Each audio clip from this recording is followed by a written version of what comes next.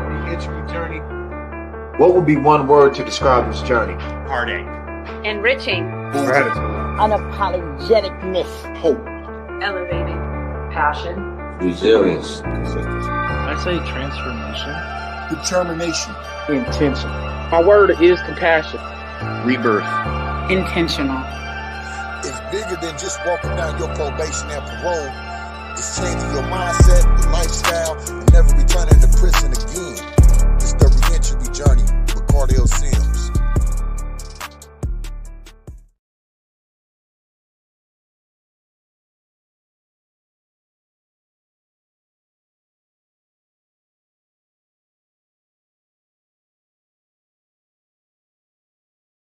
The reentry journey. What would be one word to describe this journey? Heartache. Enriching. Gratitude. Unapologeticness. Hope. Elevating. Passion. Resilience. I say transformation. Determination. Intention. My word is compassion. Rebirth. Intentional. It's bigger than just walking down your probation and parole. It's changing your mindset, your lifestyle, and never returning to prison again. It's the reentry journey with Cardale Sims.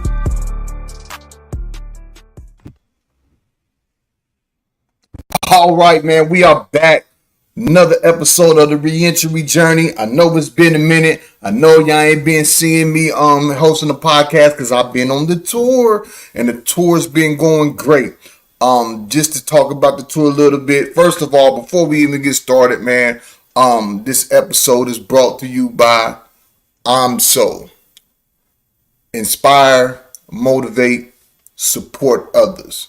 Go to I'mSoNow.com. Order your So gear. Every time y'all see me in the building, y'all see me on the tour, rocking the stages and stuff like that. I got the So shirt on. It stands for Inspire, Motivate, and Support Others. That's what I do every day, all day. I inspire people, I motivate people, and I support other people. And I think it's important, especially the support part. And so, shout out to my man, DJ Walker. He's the founder, owner of So brand. I played college basketball with him, great friend of mine. And he's been a proud sponsor of what I do and with the tour. And so, again, we back. Another episode of the reentry journey. I'm waiting for my guests to tune in.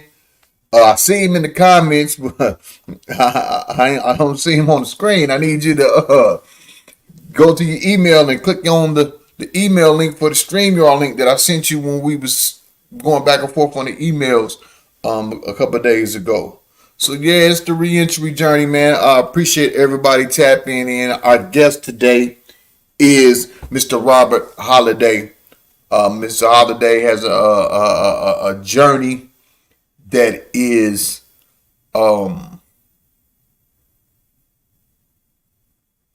very, very hard. It's touching to understand what they had to go through at a young age and navigate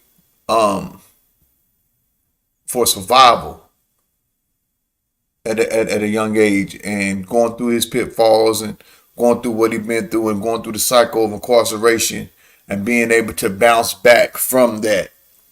For those of y'all that's tuning in right now, I know y'all seen that I got a new intro. So I'm gonna pop the intro back up on y'all. And then when I go through the intro, y'all let me know what y'all think about my new intro. And so when we come back from the new intro, we're gonna get right into the podcast, the reentry journey. The reentry journey. What would be one word to describe this journey? Heartache. Enriching. Gratitude. Unapologeticness. Hope. Elevating. Passion. Resilience. I say transformation. Determination. Intention. My word is compassion. Rebirth. Intentional. It's bigger than just walking down your probation and parole. It's changing your mindset, your lifestyle, and never returning to prison again. It's the reentry journey with Cardale Sims.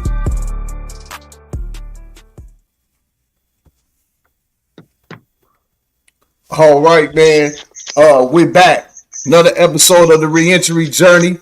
We got our guest. He's on here now. He made it. He made it in the building with us.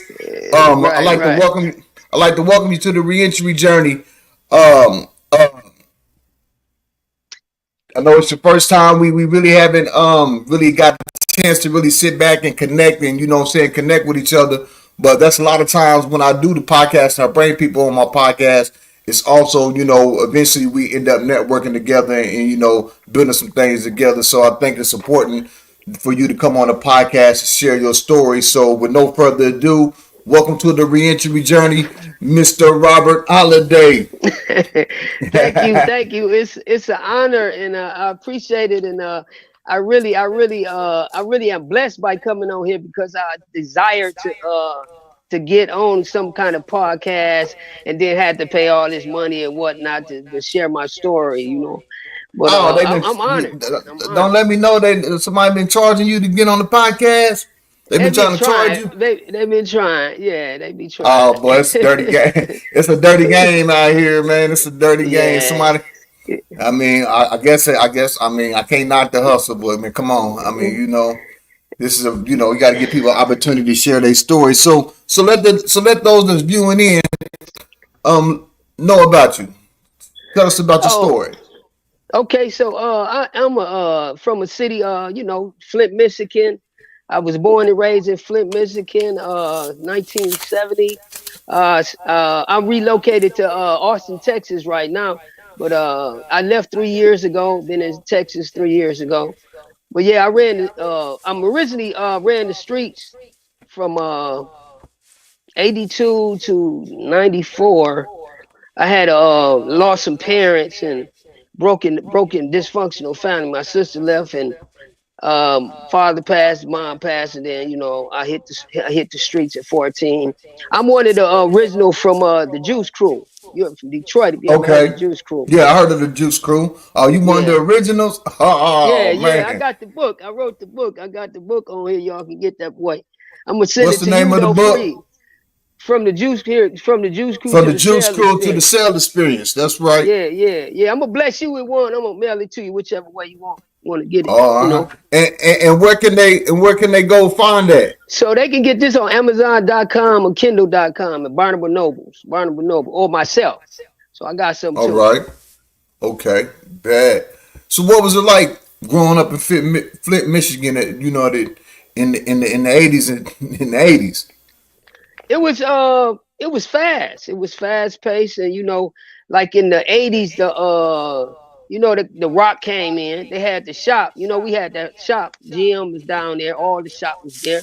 GM Motors was there, and everybody was blessed to have General Motors. My dad worked for Paramount Potato Chip though, and he passed when I was 7. But I got blessed to have the Social Security from him and live. Then I didn't struggle when I was little. Right.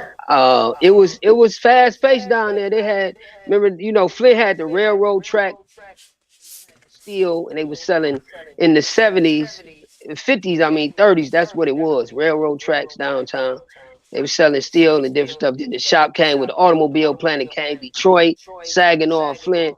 They like cousins. We all connected in Michigan. Yeah. Yeah. So I was growing up with my mother. She left. I got a stepmother. Went to foster home district there. Then I went to school here and there. I integrated a neighborhood, and then I integrated a junior high called Lower Middle School. And it was racist because it was 70. It was like 68 when Martin Luther King passed the little integration law, and 76 when I went into the school system. And then when I was 12, I went into junior high. And we got chased home from the Caucasian people in their neighborhood called the East Side. And I went through that racist moment, Right. I understand that because where I'm from Missouri, so okay. I'm about an hour. I'm an hour east of Kansas City, so Kansas City, that's kind of been my area. In Central Missouri, that's been my area. But where I grew up at, it was the railroad tracks. When I grew up, I'm 45, so I grew up in the 80s. Mm-hmm. Yeah, 54. Okay. Yeah, so in the 80s, there was and I mean the same railroad tracks still there, but what separated the races was a railroad track. So all the black people lived on the Yep, north side of the railroad tracks, yep, and all the the white people lived on the other yeah, side of the railroad track. yeah. And before I grew up, I mean before I was born, like my mom and them age, they had stores and stuff like that, so the community Okay. was taking care of Oh, itself. But when I came into existence, all them stores was gone and stuff like that, so we had to oh, go wow. shopping across the tracks. Wow. Okay. So just to Right. go to shopping and grocery shopping, we had a fight and everything Fight. else. Yeah. Yeah. Yeah, Yeah. just to get to Yeah, man. just to get to the tracks. Yeah, so I most definitely understand that there dealing with the racism and things like that. So, can you tell me about losing your parents at such a young age and how it impacted your life trajectory? At 7 years old, dad was all I knew at that age. And I'll tell a Mm, little slight story. At 7, he was a deer hunter. So him and his brothers hunted deer. And one day he went out and right before he left, it's something Sims. Right before he left, he set me down. He kneeled down to me, looked in my face, and said, "Son, um, I want you to be strong, and I want to tell you this: if I don't make it back, somehow I might not make it back. I want you to be strong and remember that boys don't cry. You mm, know." And it was I didn't know why he said that, like he had intuition or whatever. Said unless he had something going on, he knew what was going into it. I didn't know. But right. he left me that, and then days later we got a phone call, and the phone rang. Mom answered, my stepmom answered it. She dropped the phone and put her hand to her face, screaming. Me and my sister was sitting on the couch, and she eventually turned to us and said, "Dad is not coming back." And Oh wow. that changed my whole demeanor. I just shut down, and I didn't cry at his funeral or nothing, and that affected my demeanor because when he told me that then he passed, I couldn't cry. No, I wasn't crying in life. I couldn't vent it. I wouldn't release it because what happened was it made me be a violent person. The way I vented, because I didn't cry, I vented it violently. So I got into Okay. gangs. I joined some gangs, made some gangs. I did the disciple thing, and then made my own gangs and carried pistols. And yeah, it caused me to be one of them hurt person. Then my mom, she passed 7 years later when I was 14. And that was just it. I hung up the towel with school, and I said I ain't doing right no more. I'm finna go the bad way. And that's how it Right. took me. Yeah. Mm. And so, what would you say? What were some of the struggles that you had to face to fend for yourself on the streets? We talking about on the streets at 14 years old, 15 years old. You lost both parents. So Yeah. Yeah. What I did, I started selling the rocks. So we was making fast money. Then I got with the crew, the juice crew. I met them. We was selling weed at first. Then we started selling the rocks. And then the guns came, Detroit. We bought some mm, packs. We was packing. And we right. had fist fights. I had knives at first. I'm saying? My uncle's a native, so I always had a knife on me.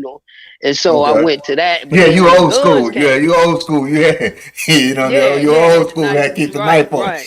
Oh yeah, yeah. Had the Yeah, switchblade thing. You know yeah, that. yeah, most definitely. Yeah. Well, it was like that for a minute. Then the guns came, and other people had the guns, so we had to get them. So we put down fist fight when everybody got them guns in there. So Mm. yeah, You but know, so you feel like? Do you feel like um, if you wouldn't have lost both of your parents, or maybe if maybe you wouldn't have lost your mother 7 years after you lost your father, do you think it might have been a different outcome and then in the routes that you took?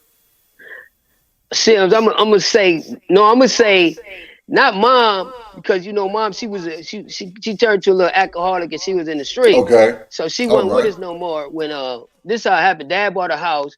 Mom and them got into one big fight. It's in the book too. He hit her in the mouth, knocked her teeth out. She had to pack a bag, suitcase. She shot out the door. She ain't come back no more. And that was 3 years old. And so Okay. he went and got my stepmother, let her to take care of it. She was there. Then he got killed at 7. But I'm gonna say this: if Dad didn't die, wouldn't have been in none. Dad was like one of them big guys he had a paddle with a hole in it and a leather belt. You know, he used to be smiling when he be whooping us too. And I said, this guy is crazy. Yeah. He was from North Carolina, country boy too. You know, he was strict. He like, come on in here, get this whooping, put on the fans. I was scared of that. We was scared of that. We heard the truck come in the driveway. We sat one spot in the house, like right in front of the TV. We ain't moved with that. That brought that fear. Yeah, if I would have lost my parent, I tell father this children all the time. If my father was living, I'd have been like a businessman. I wouldn't even touch the street. Right. Nothing. I've been in the country probably because we had country and cows and all that.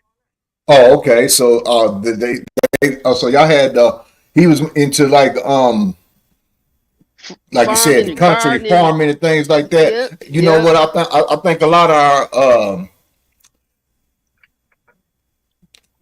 well, for me it'd be my grandfather, they was into that because my father's grandpa, my father used to take me to a farm. We used to come pick me, he'd come pick me up like once every 3 or 4 years because he lived in a different state. But he'd come pick me up. I can remember some times when I was little, he would take me to this farm. And I come to find out it was actually a family farm.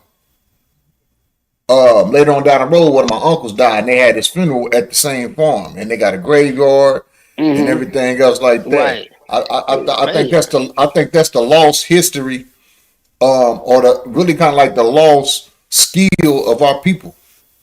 It is. So give me a minute. Let me try to stream this right quick. Okay. Let me see. I can keep hearing you though. Yeah, but I think that was that's kind of like a lost thing of us, our people, is that they're farming. Yeah, it is. That kept me out the street. Right. Yeah, it's most definitely. And so you out here in the streets. What led to prison?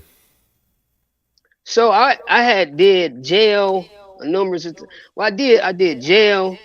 I did NUPAP, which is called little programs. NUPAP is like misdemeanors going there. Okay. They got a CCW. They sent me to the program. I did 6 months. I walked the AWOL. I ain't never stayed. Then I had a teller on, broke that off. I was always, drinking. I was in the 40s, and I always got to leave. I was rebellious because what happened, I'm going to say this, for my daddy leaving, I had a rebellious from authorities. I didn't like authority figures and no more, period. Right. So when they was trying to, lock me down and make me stay in certain places, I'd be like, forget y'all. It's like the middle finger attitude. I ain't trying to hear that because I didn't have no care for nobody no more. When my parents left, I ain't care about following no rules or the law or nothing that. So 90, I got locked up for a year and a half. And I, got in there with the Flint boys and learned some more stuff. They got me out. I tried to stay cool for 7 months. It didn't work. I grabbed a sack again and the pistols and went back on the corner boy, slanging. And to 94, I caught that bigger bit. I had lost a son, 11 months. Then I went into a spiral. Well, I went into a down deathward spiral. Like I wanted to die. I didn't even want to be alive no more after I lost my son. Right. And so that caused me to go hurt somebody else when this other case came. My violence came me to violate somebody else's life. So I got a homicide. And so up to this point, I think it's important to know this because a lot of times people only look at the acts that we commit that sent us to prison. They don't look at and examine the trauma that we have been through on the journey to committing the acts. Like, for example, you're a young kid, you don't lost your mother, you don't lost your father, who was the most important person. Right. With him, with the tradition, with the guidance, with the farming, everything. Not only in the process of losing your father, before you even lost your father, you're dealing with your mother who was going through her addiction and ran out, left. We talking about 3 years old. So 3, then 7, you lose your father. Yeah, 14. And then you're 14, your mother. These are with no one there to tell you how to vent, to talk to you, to discuss these matters with you. And like you said, you didn't know how to vent because your father told you, "Don't cry, not to cry." So now you holding this in and you releasing it. Your venting is in the acts that you're doing. Yeah. And these play a part. And I think a lot of times people don't think about the actual trauma someone goes through that leads to them either committing crimes or addiction or whatever. And just because you sit in a prison, that don't mean that trauma gets dealt with or you heal from that or gets addressed. You just throwing us in a prison where now the survival of the fittest. Forget all that other trauma. I got to focus on what's going on in here to make sure I come out alive. Yeah, 7 to 17 years. That's it's a long time to live in. 17 years. Yeah, straight. Yep. So let's talk about your time incarcerated. Well, this is a testimony with my close encounter in the county jail. I had a godmother. Well, when I was growing up on Gillespie, when I went out at 14, I had godparents next door. They was churchgoers, and they took me to church and stuff. And when I got to the street, my godmother, she always like sat at a corner or passed while I was on the corner, and I know she'd be praying, or she'd call me over and pray. It's always about Jesus, she always wanted to pray and see how it was. And so when I went in for this last bit, I ain't had nobody else to call and that accept the collect cards. It was collect card then. Yeah. So she accepted, and then I told her, and she was like, "This your second time in." She gave me a little speech, and then she told me this. She said, "Listen, God got a calling on your life. That's why you still here. Because before that, 88, I got shot. Let me go back. I got shot up in 88, died, had an out-of-body experience, and came back. And I still, after that, I jumped back to the street even harder because I had been hit. I've been violated. I had never been hit. So it made me do double time, carrying 2 pistols at one time. And then Doc Holliday, that's how I got the title. Because when I got hit, I ain't finna get hit again because I died already. You already got me once. So I became more violent and more protective. I always had guns then. So it was just like a death wish I was on. You know what I'm saying? So when I got in county jail, I faced life without parole. And then I had another delivery case with another judge. I had 2 judges I had to face. And so I faced life without parole. That's what they gave, open murder. And then I called her. And then she was telling me, God got his hand on me. He got a calling on my life. And you got to surrender, son. And she said, he'll be your advocate. And it's your only way out. That's why you still here. You got purpose for you. And that was foreign. Like, we see church, but that's like Chinese talk right there. You know what I'm saying? Yeah. Because I don't know how to talk to God, and I don't even know how to reach him, and I don't know how to change myself. The way she talking, So I'm in the jail going through my madness and cussing like one and getting into it with people because I'm like, I'm finna go away for life at 23. So I'm 23. Right. Oh yeah, I know what you at because I was 23 years old and I lost in trial and they gave me 19 years. And so I can only imagine going in there facing life without, because I went in there with a mentality like I had life without. So I can only imagine the mentality that you had knowing that you facing and fighting in life without. Right. So that was my split, and we kept going back and forth. I had a defender though, because he was with me on the crime. He turned state evidence, Okay. So he point the finger at me and everything. So it's like all the witnesses. And we had witnesses. I was going to do a trial, like you said. I didn't do a jury trial because I had too many witnesses that was like pointing that way, Yeah. So attorneys like trial. That you might get hung after that, So I said, hold off. So he let me hold off. Then I talked to her, and she was like, go pray. God gonna meet you. For weeks, I ain't know how to pray. And then I called her again, went back to court. It was like 60 years. They broke it down to 60, not life, I said, that's still life anyway. You know what I'm saying? They got a calendar, but that's still life. Ain't no difference, Yeah. So when I called her back on the phone. I'm mad. I'm like hyped up, like, man, you talking about God gonna show up and figure it out and then help me out. They talking about 60, and I don't think God show. She like, hold on, son, hold on, calm down. I said, I said, I'm Straight up. finna go there. Yeah, I'm finna go that way. You gotta do something. What's happening? I need an attorney. And she like, Jesus is gonna be your attorney. She like, this is what I want you to do. You got it, man. Go up to your room, and I want you to pray, and God will show up. She said, I'm finna go in my prayer room. Now, this lady got a prayer room with a lock. She go in that room. She don't nobody messing with her. She staying there for hours. And she changed stuff all the time. I used to ask for money, call on the phone, come over there. I'm coming to get some money. She like, let me pray first. And you be like, what? You know how you be? Yeah. I be like, the fellas waiting in the car. I'm trying to go get this, and you know, pray. How long you gotta pray? I'm trying to get the straight.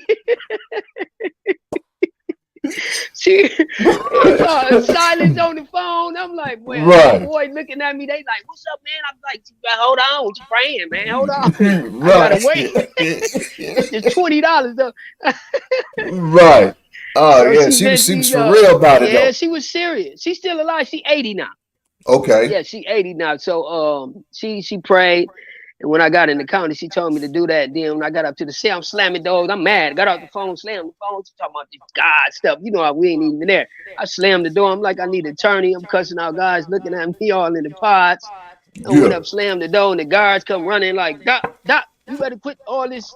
I was like, fit, you know what I'm saying? What y'all want to do? You know what I'm talking. You know how we is. Yeah, I'm thinking, on my mind is 60 years. I ain't trying to hear nothing else. Right. I'm like, what y'all want to do? They double lock, they double key me in the cell. You know how that double key me in? I kicked on the door or whatever. Oh. So I'm in the cell. I'm in the cell, and I'm in that little 4x6 or whatever, that little box. You know what I'm saying? So I'm pacing, and it was Bible now, and I knocked it down, mad at everything. But the testimony is God showed up in the cell. You know, I'm shorting up the time. It's in the book. God showed up. Actually, I had a close encounter with God in the cell. He came in a bright light, and my body submitted. I didn't. This the thing is, I did not bow. My body just surrendered in this itself. I'm in my mind like, what are you doing? What you doing, body? You know, you ain't communicating with me because you know we ain't submitting. No, we tough. We tough guys. Ain't nobody. You know what I'm saying? So when God showed up, the body said, I know who God is. You might not, but you know, the flesh said, I'm in the bow. And then I got a life transformation in with the Bible and the Spirit, you know. And then I said I got born again in the cell, and that was '94. And I got up off my knees, and I was changed, but I still had that 60 years hanging on me. And now this is what happened. I went and called her and said, I told her about the Spirit. She said, okay, you got changed. And then I called the attorney. He said, call me when what you want to do. We could do a plea deal. We could do the jury trial. You remember the plea deal? We don't like taking plea deals. But in my situation, some situations, you know what I'm saying? Yeah, you got to. It's the best. It's the best thing you're going to have to do. Right. So then I learned about that later on, reading about the pleas and all that later on in my bit. So we learned later that we really could have fought it or whatever. Right. So I called the attorney back and I told him, come on down. I got the answer. You know what I'm saying? I'm gonna do the plea. And then he said, okay. And then he said, the judge, this is what you got to do. Now, I'm gonna tell brothers, whoever looking, you know too. They say you got to tell the truth about the crime. hey, Second Say was a piece of cake, but he said, tell the truth. I'm from the streets. You know, we got the code of the street. I live by the code of the street. I'm like, tell the truth. Myself. I ain't telling the truth. And then he was like, well, that's what he want to do. That's how you going to get your time broke down. And so I sat in the cell. A week later, he came back and we went down, handcuffed me, went over to the courtroom. They was in the chambers doing whatever. I'm out there in my mind battling. You know, I got the two voices like tell the truth, tell a lie. You know, the two evils, the evil and the good talking. Mm-hmm. So eventually he came out, went up to the podium, and then he talked to me, asked me, did you do it? Then, you know, it's like I done blocked him out and the voices still fight on me. And so I did what the Few Good Men did on that movie. My man was talking to him and Well, Tom Cruise, I think it was in there. He said, "You don't know the truth. You can't handle the Oh truth." yeah, Tom Cruise, Jack Nicholson. Yeah. Jack Nichols, and then I did that, yeah, and did that yell out. And when he asked, "Did you hear me?" He hit the little hammer. I said, "Yeah, I did it." I just Yeah. you know what I'm saying? He said, "Well, blase split, this the time you gonna get it." And I froze, like, did I really say? Did that really come out of my mouth? Right. No, did I tell the truth? So then he said, "This your time right here." You said, "It was 15 to 50." And I'm like, 15. I'm still like, I think that's too many years. So the attorney like, chill out. You got your break. Don't, I'm trying to tell the judge, waving him like, hold on, can we talk about it? I done got off 60 years. I'm talking about 15 years. 15, yeah. Lord, Yeah. like we don't went from 60 to 15. Yeah, you ain't no more to get. So that's what I end up with. But I went to the board at 10, and then I seen the board. I actually seen the board 9 times before I got out. They discontinued me 9 times. Yeah, And they gave you I gave up. They gave you 9 setbacks. That's what they call it in 9 Missouri. setbacks. 9 setbacks. Dang. Yeah. So one of them, couple of them, when I was on the fifth denial, I kind of was on the yard, passed out. They blew the whistle like time for count time. Doc was in the middle of the yard, laid out like, forget count and everything. Everything else, right? They did emergency, blow the horn emergency. You gotta get in your cell. I said, lock me up. I ain't going. Man. That was 9 setbacks, boy. I think that's the most I ever heard. What was they year setback? They kept setting you back a year. 18, 12, 18, 12, 18, 12. They were some big, yeah. Oh man. Dang. Yep. So what it was, I had the victim's family. Oh yeah. And they was still in the city, and I guess they was giving me, when I go see them, they'll still call up and say, no, I'm scared and stuff like that. So they was giving me hits for them. Yeah. Like you don't know people. If people don't know, victim family gets you more time, because if they call and they don't want you home, the board got the right to say no. They got to say no. Yeah. Mm-hmm. Yeah. So you went through all these setbacks, and then you finally get a date. Yeah, I get that date, and I was in Saginaw. It was called Saginaw Regional. I got the date, and I went to another facility, met some more brothers, and I was in the church then, so I was in the Word, so my faith was good. I ran into some confrontations, but I had God that put an army around me because I'm a short stature guy. But when I was in the organization, I was one of them leaders in there, and so I had I had the soldiers that was with me. Yeah. So people try to touch me in there, they wouldn't allow it. You know what I'm saying? So I graceful through that one, and then I had my faith in God anyway. You know what I'm saying? So He protected me too. So I learned a lot in there. I took up some college courses. I took up some custodial. Now what I was saying now, Sam, that I don't think they got all that. I don't know if y'all had it in Missouri. All the shops and different courses you could take in there. I couldn't tell you all my state time. I've been to state and feds. I've been to prison 5 times, 4 times in the state. My last time was in the feds. All my state time, I couldn't tell you about no program that they had. I wasn't worried about no programs. I was looking for. Yeah, I was telling. The programs wasn't in my mind. I wasn't thinking. What's cracking?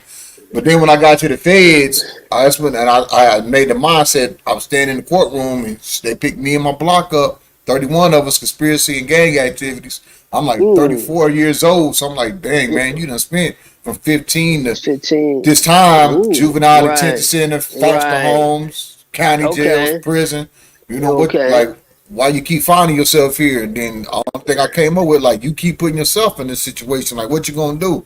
And I'm like, you in the feds now, so it ain't guaranteed that you gonna get out with what you're facing. But I just said, if I do get out, I'm going to be better than I am standing at this point right here.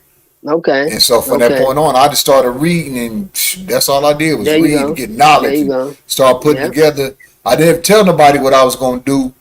I just said, when people come to my cell and they see, like, I had a vision board up on my wall. Yeah. So when you walk in there, like, man, what is that? Shit, this is what my life going to look like when I get out. I don't know nothing about all of this shit, but I got some time to figure this out. And so by the time I got released, I had to figure it out. And I've been out 6 years now. I ain't looked back. I just been going hard, sticking to the plan.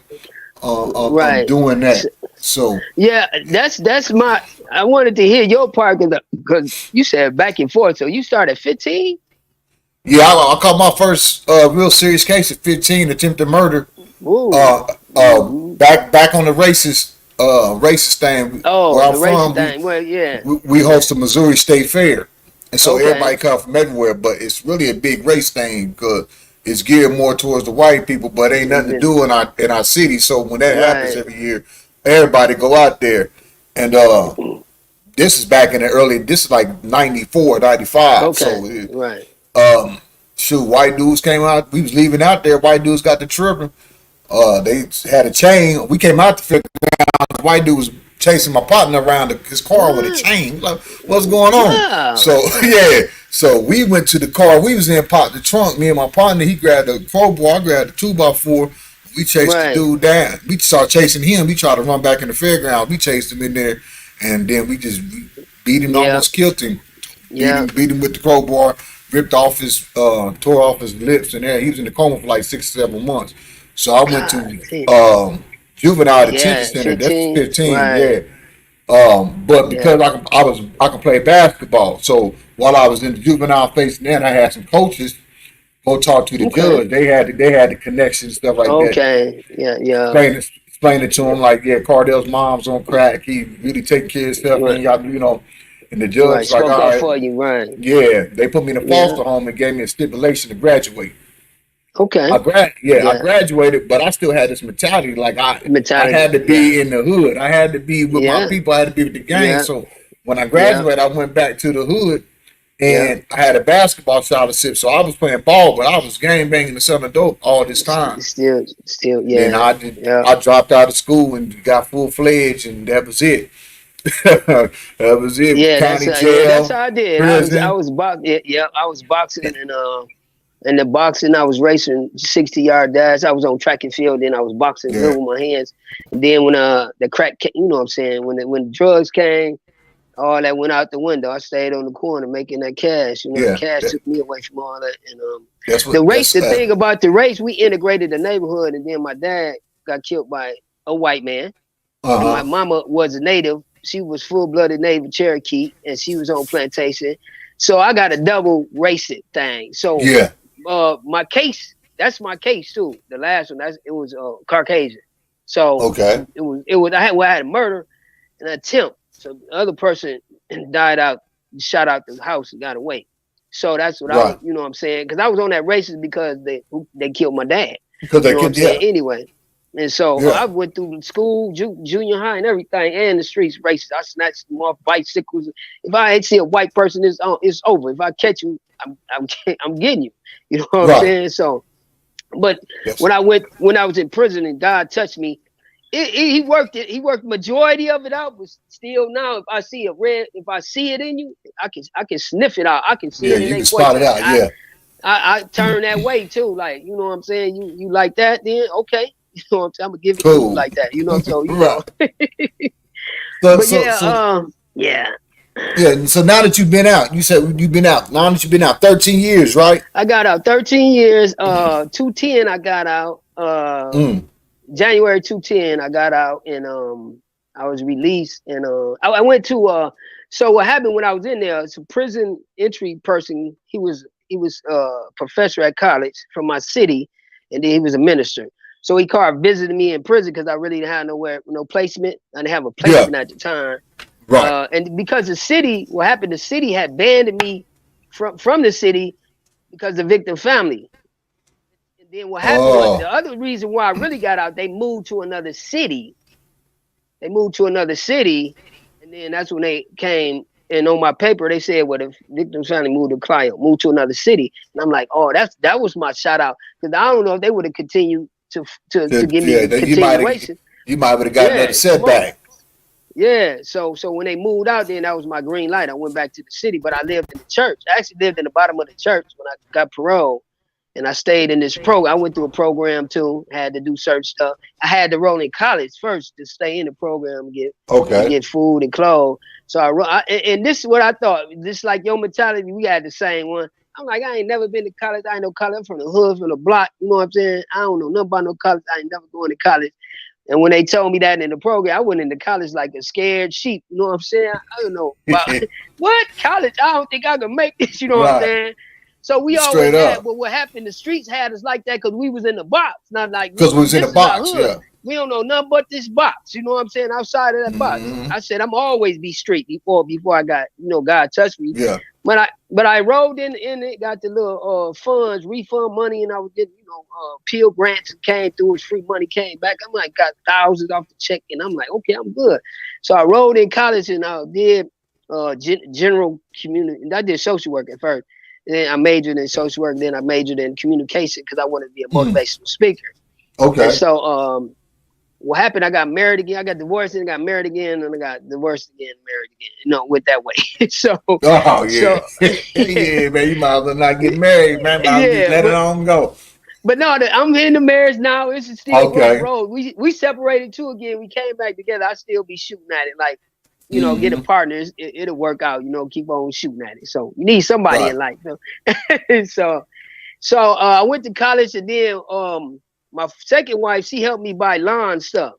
So when I was filling out application, they ain't giving no felon, not homicide, no job. They ain't giving homicide, no job. So no.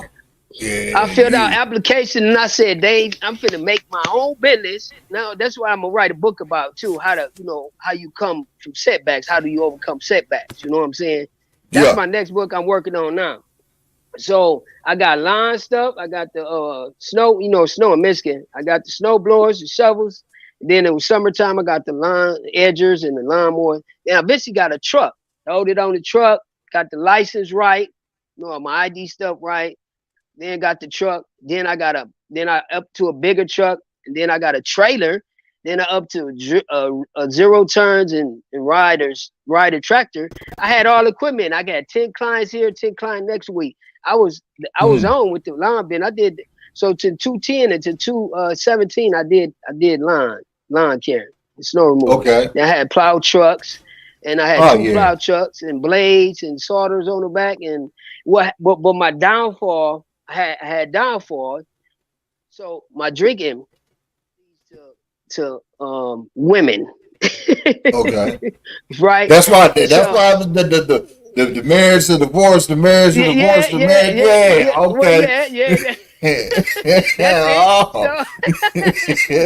So if I'm tipsy, hey, it's anybody go thing. You know what I'm saying? Right. But that go back to juice them and doing with the crew and having the dope money.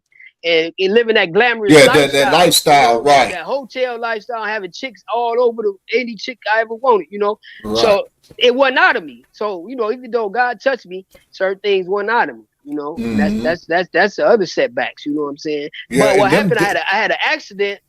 I had an accident when I was intoxicated, and I wasn't out but like 213 I had the accident. I was out 4 years. Head-on accident because I had drunk too much, and then my tolerance was messed up. Hit a lady and spent around in a white county. You know what I'm saying? And I got hung over that boy too. And I got jail. I went back to jail for 8 months, and I had walked down parole, but I went back to jail, and they sued I had bankrupt. They sued the company, my business. So I had to pay thousands out in that. You know what I'm saying? And that set me back because I had to spend that time in 215 in the jail. Went back inside. Yeah, I was, family was hurt, and I had the divorce. Right. And I was living a bachelor life, and money was coming, and I was drinking, and all that was going on again. And I'm trying to do the God thing at the same time. And that old man still was rising up in me. But today I've been out 13 years. I made 3 more little children. I got 10 children in all, and I got 12 grandchildren. But I made 3 more little ones. They 2, 5, and 5, 2, 5, and 4. So it's like I started over again, seeing to build, because my other children that I left, they was 19, 7. They was already grown, 14 when I came home. And yeah, so, they was already grown. You ain't gonna be able to do too much about that. No, they was set in. So I was asking, praying to get start over and let me raise. I wanted to raise some of my own. You know what I'm saying? With our age now, so I'm 54 now. With my age, I'm wiser now. I'm more patient. I got more experience for them, so I can train them a little better. Exactly. So, what advice would you give to young people today who might be heading down the wrong path or going down the road that me and you was once on? Right. So when you was talking about juvenile, I actually came in 210, and that ministry gave me a juvenile ministry. I still got it today, Mm, but I do okay. Zoom, right? And Yeah. I used to go to a juvenile every Friday for 10 years, and Oh until I wow. came to Texas. So I left it in Michigan, but I don't have one in Texas. I'm trying to get one down here, but I still minister to young men, and I give my book. I donated 20 some books into the juvenile. I want to get this book in jails and juveniles in prisons all over. That's what I want to shoot at. I give the advice I give. That's not the life you think it is. You know, Mm. because if you live in that life you think it is, like, because late at night I used to regret it. I used to be drinking in the dark in the house, like, man, I got to get out of here. Sometimes you'll feel like you're still alone. You feel like the money, the gold, and all the cars is where it's at, but that's not where it's at, because it only, how many roads do it end up, Sim? Jail, burial, or what? Robbery, Sim. Yeah, You know what I'm yeah, saying? yeah, yeah. You That ain't ain't you it. ain't And and that then ain't once what you, you. And then I and tell them then once you that you get it, got better. it don't. You don't Yeah, even really want it. You know what I'm saying? yeah, Too, that's too, yeah. too much come with it. Too much come with Too it. much come with it. It And is. no It is. You peace. can't live at peace. No peace. You That's can't. what No that is. peace. Yeah. No peace. It Too ain't. much come with it. Yeah. And so when we speak to them, and I hope we can connect and get physically together, and come and sit and go into places and talk to young men and young youth and teens and even older people. I used to do Salvation Army for the addicts. Because Okay. we drunk and we had some addictions. You know what I'm saying? Mm-hmm. Yeah, And I most used to definitely. stand up speakings at Salvation Armies and speak to them and tell them it's hope. You know what I'm saying? But Yeah. then I use God. God is always there. Even though you may not Mm-hmm. believe, and I'm not a religious person. I'm a DOC. I'm a disciple of Christ. That's what Doc is now. I learn the teachings of the Word and then I apply them to myself. And I Right. say you created. We was created for more than anybody can pick a sack up. Anybody can grab a gun. Anybody can go and do street stuff and fight and do wrong, but it takes a man or a young lady to even man up and say, listen, let me go into this school and learn this trade. Let me study these books and learn this, and let me be a better person. Right. Because inside of you, God didn't birth you into this world. I tell them, I say your parents didn't have you 9 months to carry you in their belly, and then when you came out for the next 10 years or whatever, or 12 when you was a kid, to have you end up in jail, to have you end up dead, to have you in the juvenile. They did not want that. Yo, mom, I tell them in the juvenile, she's crying now, she hurt now, and you letting her down. You supposed to be taking Mm-hmm. the garbage out. You supposed to be defending her, washing her car, having her grocery shop. And then the girls, your mom needs you there. She want to instill what she was. You a lady. You supposed to be there with your mom, helping your mom. But now you out in the streets with your peers. You trying to smoke, toke, and drink, and all that other stuff. And now your parents at home, they heartbroken. Your grandparents heartbroken because that's not what they wanted for you. That's how I Exactly. be telling. Yeah. I mean, but that's just the real. I mean, and you got to give it to a real. I mean, that's the only way. To me, that's the only way that they're gonna be able to feel it and understand it. I Even with see you like, speaking at different places. So yeah, how I you be get every, into that? man, I be everywhere, man. I just ask, I gotta, Okay. man, well, like with the books, you was talking about your books. You know what I'm saying? Yeah. I would suggest you create a sponsorship program. This is what I did with my book. It made the inspiration. I had a sponsorship program, and what it Okay. did, business or individual will sponsor a bulk package of books to Okay. For to be sent wherever you want to send them. Like when okay. people might buy 20, 50 of them, and I Right. would just send them. I would send them to institutions, juvenile detention center, county jails, and things like that. So in the midst of me doing that, because they would just get a package of books out of nowhere, like, boom, what is this? They open Right. it up, and then they got the little card in there, like, this was sponsored books by such and such or this company for those, this is the journey of Cardell Sims and made the inspiration. And then that's, they started emailing me, wanting me to come in and speak. And then I end Okay. up getting on a federal government motivation speaking tour for prisons. First Okay. time they That's yeah. first time they let formerly incarcerated motivational Yeah. speakers go into Yeah. federal prisons and speak. And Wow. Okay. then I started building my reentry program. Once I built my reentry program, I figured out where everybody in the corrections field was at, and I just started adding them and putting them to my email list. Started sending out email blasts, and then I got my program about 3 institutions. I do one physically and 2 virtually in different states, and then Okay. I said I got a team together and said, man, we're gonna try to visit as many prisons as we can in 2023. We set a goal of 100 to go in and host full day workshop, one day Okay. full day workshop. All 95% of us formerly incarcerated. We do workshops on vision board, goal setting, entrepreneurship, financial literacy, credit repair, Oh yeah, mental yeah, health, yeah. That's where you go. That's yeah, it. mental health and wellness, real estate. Like it's a lot of. I got a lot of people on the team that I can reach out to depending on what area that we go into, and we just go in there, man, and we become mentors and get the game, have exercises and workshops. So far, we've been to about 7 or 8 You went to states. Michigan? You went to Michigan yet? No, that's supposed to be You coming know up. that Me, Percy, yeah, me and Percy, yeah, me and Percy been talking about it. Yeah, He, that's he, he, that's my little man. We Yeah, grew up together. Percy. Yeah, he trying to put it together. So we was on the phone Yeah. last week. He sent the paperwork over. I Yeah. sent it back. We just waiting.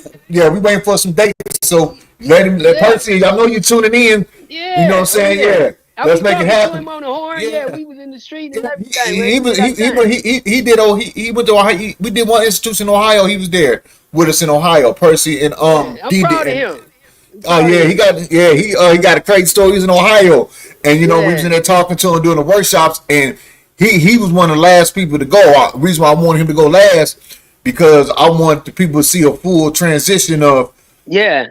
how you can go from doing all this Yes. time to coming Yes. back. You know, he got his little badge, Man. he got his Yeah. badge and Yeah. everything. So he was in Yeah, the that's what prison. I was thinking. We was in the Yeah, prison, man. and we talking to him, and the inmates they thinking he Yeah, he the guy. yeah, like Police guy, yeah, because you know he got was the sharp suit. too. He Yeah, suit up right. shit. Hey, like who is this? This because I'm, you know what I'm saying, we in everybody else in there, Yeah. t-shirt, jeans, T-shirt, Percy in there right. sharp It's with the suit, badge and right. everything. I said, what? Yeah. Hey, so they looking at it like, man, who was that? The commissioner or somebody? And Yeah. hey, but then he go in there and then he get to telling his story. They like, what? They got Like, and then he's like, yeah, that's Full turnaround, man. yeah, a full turnaround. I said, yeah, and he fight hard for us.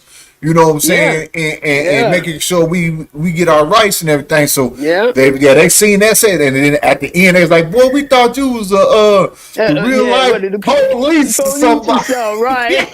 With the sheriff and stuff. You Marshall. say, no, this how far I came. Yeah, and you know, bad, this yeah, is what I am. yeah. So yeah. Yep. So I always, before we go, I always ask this one question on my podcast. This is always the last question I ask, and this is, if you had one word to describe your journey, what would that one word be, and why? Deliverance Mm, and deliverance. redemption. Because with deliverance was I was headed to death again. Ooh. I was headed to death. Yeah. If I stayed in the street and God didn't grace what it was, He opened up a way out for me to get my change and become a better person. If I didn't hit that jail, that prison, I'd have been dead. I'd have been dead. Because I was on that journey. My son passed, so I was on the death wish journey. It's Right. deliverance. Yeah, I got delivered from mad. Yeah. Right. So how can the people let the people know how they can get the book also? Amazon.com and Kindle.com or myself. I can send my email RobbieHoliday2016 @gmail.com, and you can put it in caps. If we can put it in the caps. Yeah. Let me see. Okay. Let's see. I want to connect with you or get some travel time and join y'all. See how to join y'all if I can, if it's possible. Oh yeah, man. We always open for people to join, and I'm like, whoever can join and want to come on, they can come on. You know, a send me the lot link of and us. every stuff. Yeah, because I'm in Texas. You ain't been to Texas yet? No, we ain't been to Texas. We've been working on Texas. We got some people down in Texas that we've been working on. They've been waiting for us to try to get down there. We got an opportunity to get down there. I just got to reach out to our connect down there. I know some sheriff and- people. I know the sheriff lady down here. I got her card. She be helping people get in. I'm gonna try to find that card for you too. All right. We gonna get Michigan though. Well, we gonna hit Michigan because there's no Percy. I'm gonna keep up with Percy, and he know I'm gonna be on here. I don't know where he at now, but I'm gonna link up with That's him, and yeah, we gonna. that's the email address right there where they can email you Yeah, to they can get the copy of email the me, book, get the copy of the book, and book you everything to else. Yeah, speak. Nah, tell them you want. yeah, You book can me to email and speak, book you to speak, to speak, right? workshops, programs, the Yeah, whole nine. programs, Yeah, everything. Yeah, yeah, yeah, yeah. straight It's a up. blessing though to come here. It's just like it's a timing because now you don't see I got an operation. Anyway, I'm gonna see my foot. So I got a bunion Oh surgery. yeah, I Right? knew So you now tell me. so I'm laid up, but I said I made this event in a mix of finna go get surgery, and I'm like, it don't matter how I'm looking and where I'm at, I'm gonna want to speak because you know what I'm saying. Yeah, That's what was on my heart, and I like this panel, and you gave me this flow to demonstrate the opportunity to speak again because I have been working. When you in Texas, you work. It's like I got 3 jobs and I got a business, right? So I do clothes and right. other stuff too, and it's no time to get back to the cause that God called me to do to get back to my book and promote it and promote my story. And so I was looking at you on LinkedIn, and I kept looking at reentry because I went through reentry in Michigan. That's what I was gonna say. I went through reentry and got out, and Okay, it was a good transformation. They helped. Reentry helped. yeah. So MRI program, something like that. That's what it's okay. called. Yeah. Yeah, I'll be connected with a lot of. I run my programs. My program is personal development, but what happened was in the middle of my program, Okay. even in the personal development, I got to address every need that each individual has as well. And so, Okay. the caseworker, the counselors, and stuff like that, they ain't gonna do a lot of phone calling and help you find the houses and make the calls. If you ain't got no family member and nothing like that, then you ain't gonna be able to get it done. So, in my program, we go over individual reentry plans. What do you need? You need housing, you need transportation, you need health insurance. We need to figure everything you need. And I personally get out there, make the calls, get the people, send them the email with the people, you know what I'm saying, get them set up. So when they walk out, they got all their needs is getting addressed. That's why I got Yeah. reentry. But Yeah. my biggest fight right now is because my reentry academy is called On the Inside. Reentry starts on the inside of prison and the self. So what I do now is I'm kind of like one of the leaders in what I say the new era of reentry, and that needs to be in plan is successful formerly incarcerated educators having the programs inside the institutions, whether it's virtual, Okay. whether it's physical. Say, you know what I'm saying, if you've been, because we can relate, we know the struggles, Mm-hmm. we've been there, and we got the answers. We figured it out. It ain't one. Right. It ain't no one shoe fits all. It ain't no one right way.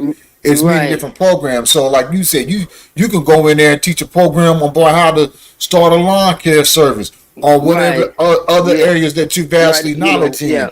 Yeah. Like I go in, I do speakers training, I do my vision board training, I do Vision leadership. board, I a good call it one, the yeah. law. I call it the laws training, leadership, accountability, and wisdom training. Like you Right. know, and my man Aaron, he got he do the trucking. He got he got Okay. trucking program, That's entrepreneurship. man. We Yeah. was trying to get that in Flint with what is his name? Leon in Flint too. You might have heard Leon in Flint. He did prison time, but that's what he doing in Flint with Percy knowing. Yeah. He got it going on. He got the houses. He buy up houses. Yeah, we Put want. the Yeah, people we in doing and all come that. on. Yeah, Yeah, we want. that's Yeah. why I want to connect. I don't know what we couldn't jam. I don't know what happened on that. You know what I'm saying? But we came the same line. But it's some brothers this don't It jam. just You know what I'm saying? Ain't no that's personal, just but how. it's just Nah, you know yeah, what I'm that's just saying? how it is sometimes. Yeah. But yeah, man, Mhm. I really appreciate you coming on the reentry journey. You got an amazing story for someone who been through what you've been through. 3 years old, your mom 7, yeah, addiction, yeah. she's gone. Father dies, the most positive, impactful person in your life dies. 7 gets killed to 7. Growing up into racism, then transitioning that to the streets. And that happens in a blink of an eye. Because sometimes I sit back and say, man, I grew up fighting racism, and then Yeah. somewhere somehow, Yeah. it came into block wars. You know what I'm saying? Yeah. It was just Yeah. one day I was fighting white dudes for my life to go to the grocery store, and the next day I'm shooting at my partner, my shoot. ex-partner that used to live around the corner. And so I understand that transition and being able to go through that, and then the whole prison life without parole, facing that 60 years, 15, 9. Yeah. I ain't never heard nobody get 9 setbacks. It was 9. A I lot got of it people, on my paper. Yeah. a lot of It's people like, would have been, a lot of people would have been done and gave up, but yet you found, you grounded in your faith. You found Christ, and you. Cause I went to the down. I was in my faith, and we salute you down. here at the Reentry Journey. For that, and you know, anything I could do, I just want to say we salute you for never giving up, bouncing back, changing your life around, and making a positive impact, and giving back by reaching back out to these children and those on the inside, giving them the game. Anything that you know we can connect on, feel free to hit me up. You can message me on LinkedIn. I can shoot you over my email address, phone number. I'm always down to network and connect. I wish you nothing but the best, and I just want to thank you once again for coming on the Reentry Journey, being a guest, sharing your story. Everybody, y'all make sure y'all check out Doc. Y'all hit Doc up, follow him on all the social media platforms. Follow him on LinkedIn, Facebook, Instagram, YouTube, you know. So and let's support this brother, and let's welcome him with a part of the team, because he got an amazing journey, amazing story. Thank you everybody that's tuned in. We will be back next week with another guest, another topic here at the Reentry Journey. And y'all know what I always say, man. Don't let the limitations of your background reduce the height of your potential. You have to outgrow what you were born into. Another episode of the Reentry Journey. I'm Cardell Sims, and we are out of here. Y'all have a great day. Did you record it? Okay, I'll get it recorded. Okay. It went on. Okay. Yeah. I get the Reentry Journey. What would be one word to describe this journey? Heartache. Enriching. Gratitude. Unapologeticness. Hope. Elevated. Passion. Resilience. I say transformation. Determination. Intention. My word is compassion. Rebirth. Intentional.